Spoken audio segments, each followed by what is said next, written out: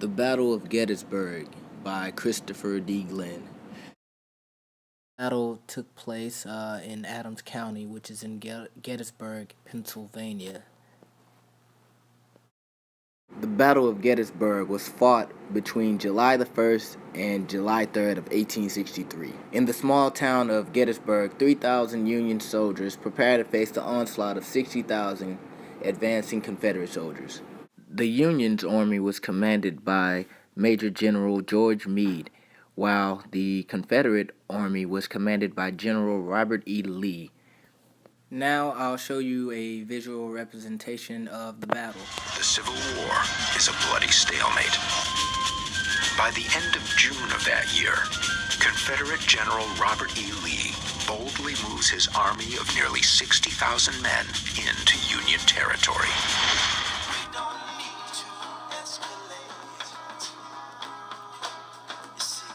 The Battle of Gettysburg involved the largest number of casualties of the entire war and is often described as the war's turning point. He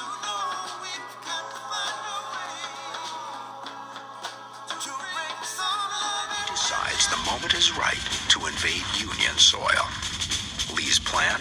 Destroy as many military posts as possible in Maryland and Pennsylvania while Union armies defend Washington, D.C.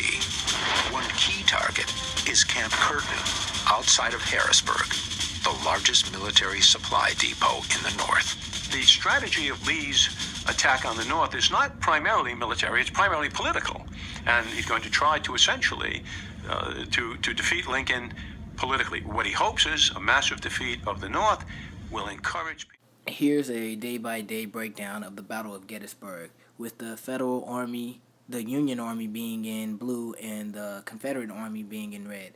As you can see, by the second day, it looks as if the Confederate Army has the Union Army surrounded. But this enclosure that the Battle of Gettysburg is around creates a perfect bottleneck for them to defend.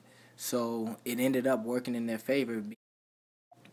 Also, the History Channel did a visual representation showing what the Union and Army soldiers strategized on those 3 days. And here we go. From the report, Lee orders his entire army to mobilize. It's a colossal mistake. Lee orders all his forces to converge at Cashtown, a small village 7 miles from Gettysburg. Some 60,000 Confederate troops begin to pour in from nearby Cashtown and Carlisle. 3,000 Union soldiers take position on McPherson Ridge. They try to hold off the onslaught of enemy soldiers until help arrives. But reinforcements are miles away toward Washington, D.C. So the Union soldiers withdraw southeast onto Cemetery Ridge, a range of hills that forms the shape of a fishhook. Cemetery Ridge provides an extremely strong defensive advantage. The terrain is so obvious in favor. The Union would turn out to be the victor after the 3-day battle at Gettysburg. And this would be the turning point, as I previously said, of the war. President Abraham Lincoln would honor the soldiers that had fallen in his Gettysburg address just 4 months later,